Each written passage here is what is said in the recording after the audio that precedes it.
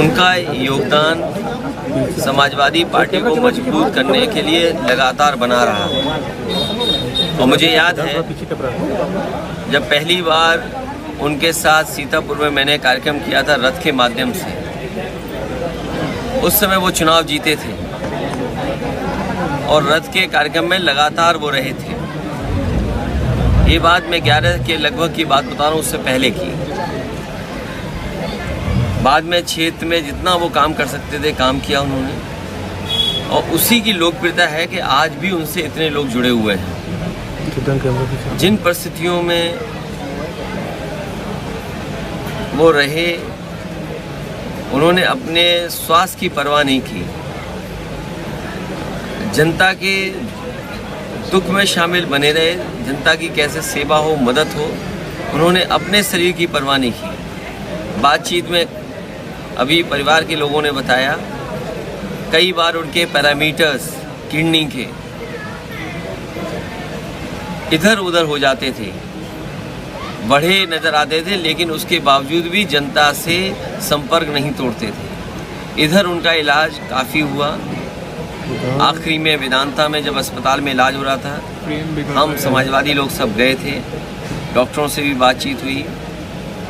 उस समय डॉक्टरों ने जिस तरह के पैरामीटर्स थे, उन्होंने कहा स्वास्थ्य बहुत नाजुक है, वो प्रयास कर रहे हैं कि स्वस्थ हो जाएं। जो उन्हें पैरामीटर्स कंट्रोल करने थे, लगातार आईसीयू में एक्सपर्ट डॉक्टर्स, जिम्मेदार जो जानकार हैं वो डॉक्टर्स, नर्सेज, स्टाफ बना रहा, लेकिन वो बचा नहीं पाए। आज वो हमारे बीच नहीं है। घोसी चुनाव में कैसे देखते हैं? घोसी चुनाव इसलिए चुनाव भारतीय जनता पार्टी के लिए नहीं बचा क्योंकि वहाँ की जनता ने मन बना लिया है कि जो हमारा प्रत्याशी है सुधाकर सिंह, जो जनता की सुध लेता है, सुबह शाम दिन रात चौराहे पर उनके पड़ोस में उनके पास रहने वाले प्रत्याशी को ऐतिहासिक वोटों से जिताने जा रहे हैं। ये जितने मंत्री जा रहे हैं ये अपना काम नहीं बता रहे हैं। ये मंत्री अगर जा रहे हैं घोसी में तो कम से कम ये बताएं कि दिल्ली की 10 साल की सरकार में और उत्तर प्रदेश की 6 साल के लगभग की सरकार में उन्होंने जनता को कितनी राहत दी है, कितनी सड़कें बनी हैं, कितने पुल बने हैं, कितनी स्वास्थ्य इंतज़ाम बेहतर हुए हैं, कितनी शिक्षा के क्षेत्र में काम हुए हैं, या नौजवानों को नौकरी रोजगार दिया है। बुनकरों का जितनी कुछ योजनाएं थीं सब छीन ली गई। बुनकरों को जो सुविधाएं मिलती थी वो छीन ली गई। आज हर घर में मीटर लगा दिया सरकार ने। मैंने तो सदन में पूछा कि मुख्यमंत्री जी कम से कम ये बताओ कि आपने कौन सा बिजली का कारखाना बनाया? एक भी बिजली का कारखाना मुख्यमंत्री जी ने नहीं लगाया। ये जितनी बिजली मिल रही है आज उत्तर प्रदेश को, चाहे सीतापुर को, चाहे लखनऊ को, ये वही समाजवादियों की देन है। जो बड़े बड़े कारखाने, सब स्टेशन और ट्रांसमिशन लाइन बनी थी, उसी की वजह से बिजली उपलब्ध हो रही है। इन्होंने केवल एक काम किया, मीटर लगा दिया और हर गरीब के यहाँ हज़ारों का बिल भेज दिया। हज़ारों का बिल देना पड़ रहा है और वो बिल नहीं दे पा रहा है, उसको नोटिस मिल रहा है या पुलिस परेशान कर रही है। तो सीतापुर में मायावती ट्रॉमा सेंटर बनवाया गया था, अभी तक चालू नहीं हो पाया है। जब तक ये बीजेपी सरकार नहीं जाएगी ट्रॉमा सेंटर नहीं चालू होगा। लोकसभा चुनाव में कितनी सीटें इंडिया की रहेंगी इस बार? इंडिया और समाजवादी पार्टी सभी सीटें जीतने जा रही है। अखिलेश जी, मायावती जी इंडिया में शामिल होती हैं तो उत्तर प्रदेश में आपका सीटों का बंटवारा कैसे? अरे भाई, आज के ज़माने में सब ट्वीट पढ़ लेते हैं। कैसे पत्रकार हो जो ट्वीट नहीं पढ़ा उनका तुमने? कम से कम सुबह अगर आपने ट्वीट पढ़ लिया होता उनका तो शायद ये सवाल आप नहीं पूछते। इतना लेट मत चलो। क्या चुनाव पहले होंगे?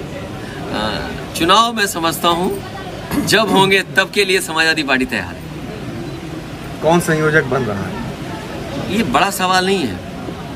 बड़ा सवाल ये है कि बीजेपी को कैसे हराया जाए, और बीजेपी को नहीं हराया तो मैं आपसे आज कह के जा रहा हूँ वोट देने का अधिकार छिन जाएगा। ब्लॉक प्रमुखी में क्या हुआ, जिला पंचायत में क्या हुआ, एमएलसी में क्या हुआ, और आपके घर परिवार के लोगों के वोट कभी इस बूथ पे कहीं उस बूथ पर, कुछ परिवार के सदस्यों का वोट नहीं। इसलिए अगर बीजेपी 24 में जीत गई, अधिकार तो छोटी चीज़ें जो छिन रही है अभी, अधिकार से बड़ी चीज़ है आपके वोट का अधिकार। अधिकार तो छिन गए क्योंकि जो संस्थाएं थीं उन संस्थाओं पे कब्जा कर लिया। इलेक्शन कमीशन पे भी कब्जा करना चाहते हैं, यूनिवर्सिटियों पे कब्जा कर लिया है इन्होंने। एनडीए का प्रधानमंत्री चेहरा कौन होगा? एनडीए का तो इंडिया नहीं, यार। इंडिया का पूछिए। देखिए एनडीए का पत्रकार साथी, उनके पास कोई नया नाम नहीं है, वही पुराना नाम। और फिर 10 साल की क्या उपलब्धि है और लखनऊ की क्या उपलब्धि है उनकी, महंगाई उपलब्धि है। और सोचिए कितने महीने, 10 साल में पहली बार रक्षाबंधन आया बीजेपी के लिए। सोचिए 10 साल में पहली बार बीजेपी का रक्षाबंधन आया जिसमें 200 रुपए उन्होंने सिलेंडर के कम किए। क्या पिछले 9 सालों में रक्षाबंधन नहीं आया? क्या ओणम त्योहार नहीं आया पिछले सालों में? तो सोचिए चुनाव की वजह से और इतने महीनों की लूट आप कहां से कहां ले गए? 400 रुपए से कहां ले गए आप? तो ये मुनाफा किसकी जेब में जा रहा था? अगर 200 रुपए आज कम किए तो 200 रुपए पहले किसकी जेब में जा रहे थे? ये बड़ा सवाल है। और फिर सोचिए, इनसे पूछिए कि 2000 छापा और 2000 हटा लिया, आखिर क्यों किया छापा था फिर आपने? Thank you sir. मैं अपने पत्रकार साथियों को धन्यवाद देता हूँ। हर बार मिलते हैं हम लोग, और रामपाल जी के ना रहने पे उनके सहयोगी साथियों को तो दुख है ही है, लेकिन हम लोगों की बड़ी क्षति हुई है क्योंकि नेता हम लोगों ने खोया।